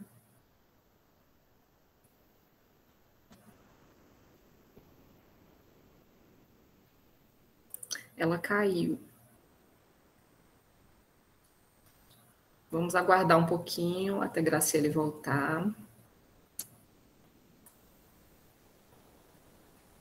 Bom, o que me alegra muito, né, e a gente confirma a importância que a literatura tem para formar leitores e cidadãos, é que todo mundo trouxe um motivo, de alguma forma, afetivo, né, de caráter muito pessoal, que motivou a essa busca dos objetos de pesquisa que vocês estão apresentando para nós hoje, né? E isso só mostra que ler é alguma coisa que realmente chega até nossa alma, nos atravessa, né? Os textos nos atravessam como dardos, como flechas, né? E transformam a gente, com certeza, nos tocam, né? É tão interessante ver os motivos de vocês, ouvir esses motivos, porque realmente eles são muito pessoais, né? E eu acho que esse é o primeiro passo para a nossa pesquisa transformar outras pessoas que vão ter contato com elas, né? Eu fico com essa fala de Luciana lá, citando Marilena Chauí, de que essas pesquisas, elas são coisas que nos movem, né? Elas têm que mover, né? Senão elas não vão tocar ninguém. Acho que nós somos os primeiros tocados, os primeiros atravessados, né? Deixa eu ver se Graciele já conseguiu voltar. Ainda não. Alguém quer fazer algum comentário, gente? Vamos aproveitar que a tribuna está livre, o microfone está franqueado, né? E todos e todas são bem-vindos e bem-vindas para fazer seus comentários, para perguntar. De repente tem alguma questão que vocês acharam interessante, que vocês gostariam de compartilhar. Fiquem à vontade.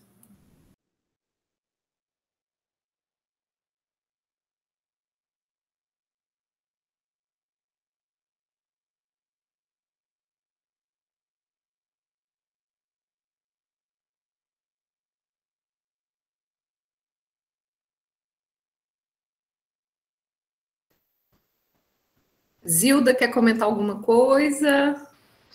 Eu gostaria, Fabiana, só de reforçar o convite para que retornem amanhã. Nós temos novas apresentações de novas pesquisadoras e pesquisadores. Além disso, vamos concluir a mostra com o lançamento do livro da professora Ivanildes Moura.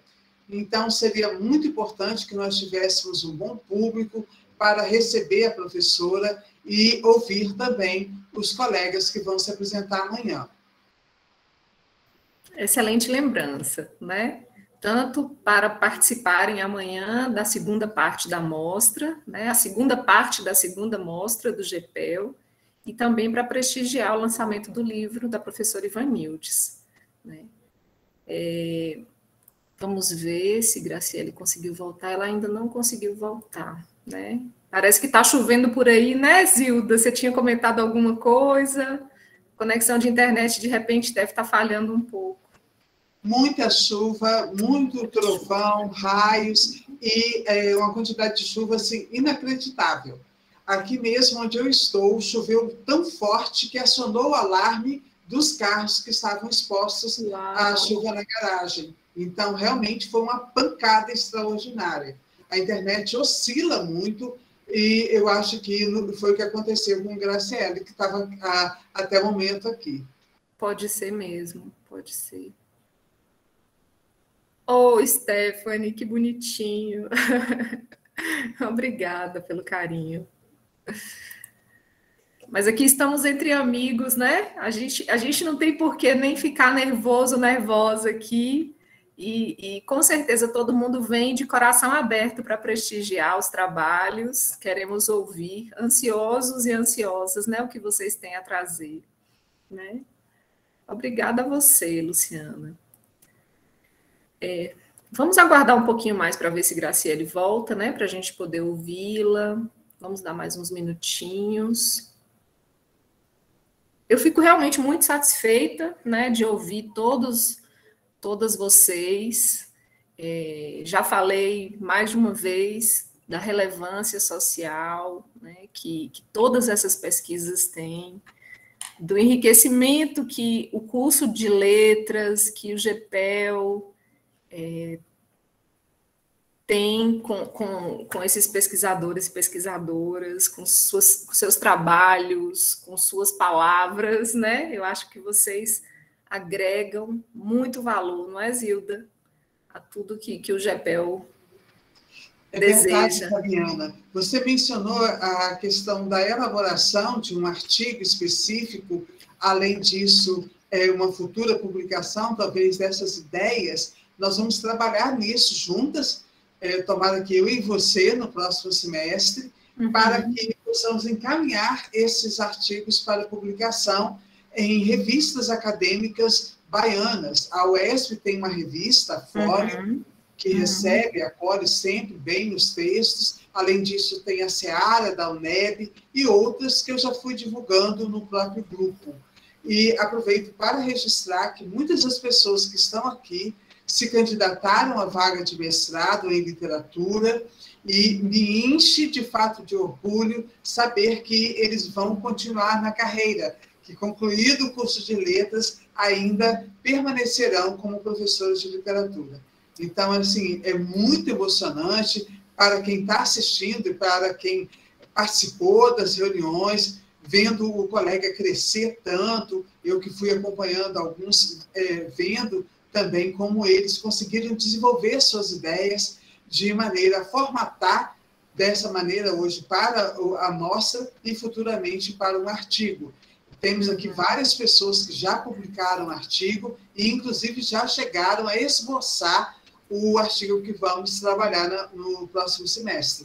Então, é motivo assim, de extremo orgulho, realmente, perceber que, mesmo no semestre de ensino remoto, mesmo com todas as dificuldades que encontramos nesse processo, cada um que está aqui conseguiu superar esses obstáculos e chegar a um momento muito proveitoso para o seu Lattes, para o seu crescimento pessoal, para a continuidade na carreira. Muito, muito bom. Com certeza vamos estar juntas nesse processo desses artigos. É um prazer, gente, ver tantas pesquisas boas em andamento, né? E a gente vê que vocês, no espanhol, a gente fala que a pessoa tem madeira de alguma coisa, né? Assim, no sentido de poder ser esculpida, né? De virar uma escultura, assim. E vocês têm madeira de pesquisadores, né? O cerne de vocês é de pesquisadores e pesquisadoras. A gente vê pela qualidade, pela entrega que vocês têm às pesquisas. Bom, eu estou vendo que Graciele voltou. Querida, vamos te ouvir, por favor, conte-nos o que te trouxe até aqui. A minha energia tinha caído e por isso eu sumi da sala um pouquinho. Bom, o que me fez, né, ir para essa linha de pesquisa foi a minha inquietação, desde o ensino médio, do tanto de leitores que haviam na minha sala. Era totalmente bem reduzido, eu moro numa cidade do interior, e pouquíssimas pessoas liam e gostavam da literatura. Sabemos também que o uso dos clássicos no ensino é de suma importância, porque para entender a história e tal de um povo que veio antes da gente, mas para a influência dos novos leitores, as literaturas infantis e juvenis é muito importante, e por isso que a minha pesquisa vai nessa linha. Já sobre a autora que eu escolhi, foi lá no íntimo, né? Porque ela foi a autora que me influenciou na leitura. Inclusive, esse livro aqui, que eu mostrei, que é uma adaptação do Conto de Fadas, A Bela Adormecida, foi o primeiro livro dela que eu li e que eu me apaixonei. E aí, pesquisando mais sobre a autora, eu vi que outros jovens e adolescentes também têm esse amor, que pais relatam que eles começaram a ler mais depois de ter conhecido as obras, então não poderia ter outra escritora também por ela ser brasileira, e eu queria dar uma nacionalidade na minha pesquisa. Então, é sobre isso. Obrigada. Obrigada por ter esperado eu voltar também. Estávamos esperando por você. É interessantíssimo, né, Graciele, e todos. A formação do leitor, ela é o pilar, né, de tudo. Né? Se a gente quer formar cidadãos, a gente tem que formar leitores, né? E batendo muito nessa tecla de que a literatura é um direito nosso, né? A gente, como seres humanos, a gente tem que ter acesso a livros, a gente tem que ter acesso a essa formação de leitor. E os trabalhos de vocês propiciam isso, né? Eu vejo futuros professores de literatura para aqueles e aquelas que ainda não são, né? Porque muitos já o são, mas vejo professores e professoras de literatura que vão formar leitores, e leitores especiais, leitores particulares, né? Porque vocês estão voltados para um letramento crítico, né? Vocês estão voltados para questões que perpassam esses textos e que são fundamentais dentro de um letramento crítico, né? A gente não basta a gente ensinar a ler, né? A gente tem que reforçar cada vez mais essa leitura do mundo, né? Assim, o que importa é a gente ser capaz de ler o mundo, né, gente? Como já dizia nosso querido Paulo Freire, né? Na verdade, não estou tergiversando Paulo Freire, mas estou parafraseando aqui toscamente, aqui, invertendo a sequência, mas finalmente o que importa é a leitura do mundo, né? Bom, imagino que não deve ter mais. Lediane levantou a mão, fala, querida.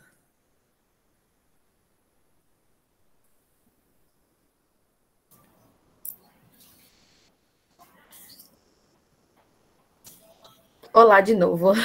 Olá. Eu quero trazer um texto. A gente está falando tanto de leitura, de quanto a literatura nos marcou. E aí eu me recordei de um texto aqui de Ricardo Azevedo, que ele é um escritor e ilustrador paulista. Ele nasceu em 1949 e ele tem um texto belíssimo. E eu queria trazer para vocês, é um texto bem... Acho que vai falar nessa noite com a gente mais um pouquinho. É mais ou menos assim. A leitura é muito mais do que decifrar palavras. Quem quiser parar para ver, pode até se surpreender.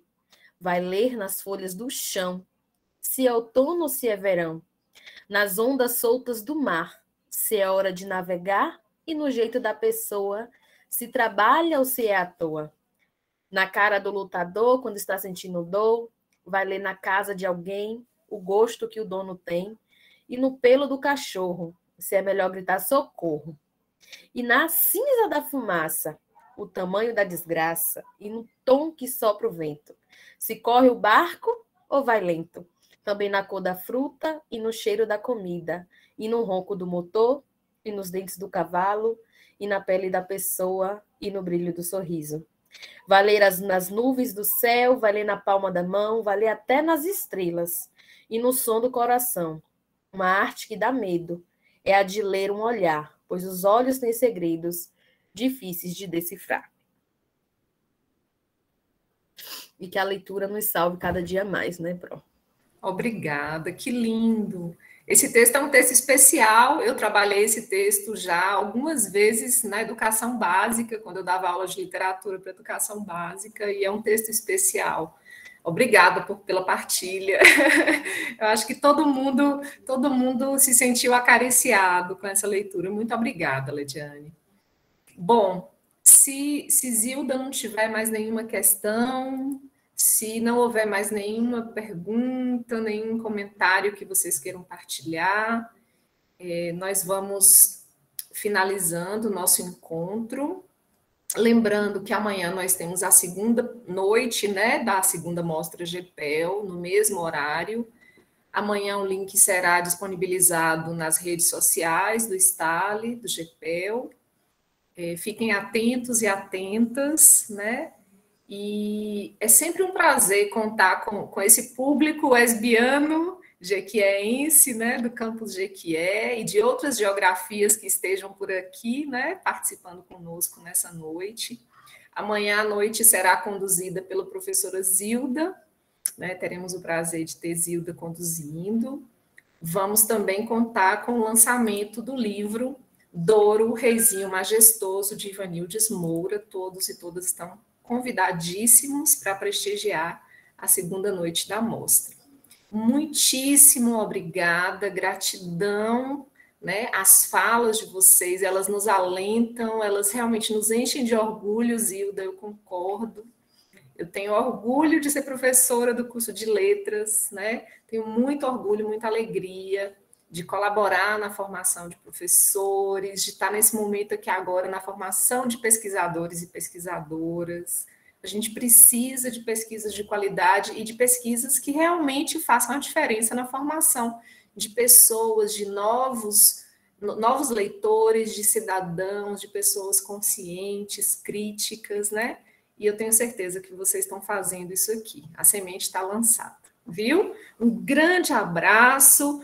Diogo, vou fazer só um comentário com você, que era para ser extraoficial, mas Diogo fez o meu curso de extensão de espanhol através da música. Nessa edição tem uma cantora afro-peruana, que foi, né, colocada agora. Você teria gostado muito dela, viu? Depois a gente troca figurinhas sobre ela para você poder conhecer. Maravilhosa. Zilda, você quer dar mais uma palavrinha para encerrar? Somente agradecer. Eu estou realmente muito comovida com a participação de todo mundo, então eu agradeço imensamente a professora Fabiana pela condução precisa, tranquila e muito competente do evento hoje. Agradeço as pessoas que falaram, não é fácil falar em público, principalmente com a cara assim na tela, né? Numa linguagem bastante coloquial, mas assim, o tempo inteiro online, então é uma tecnologia que já demanda um pouco mais de concentração e, na minha opinião, todos e todas saíram muito bem, então estou muito feliz com as apresentações hoje, agradecer a presença das pessoas que acompanharam as atividades e estou na maior expectativa em relação a amanhã. Acho que amanhã nós vamos continuar esse trabalho no mesmo nível.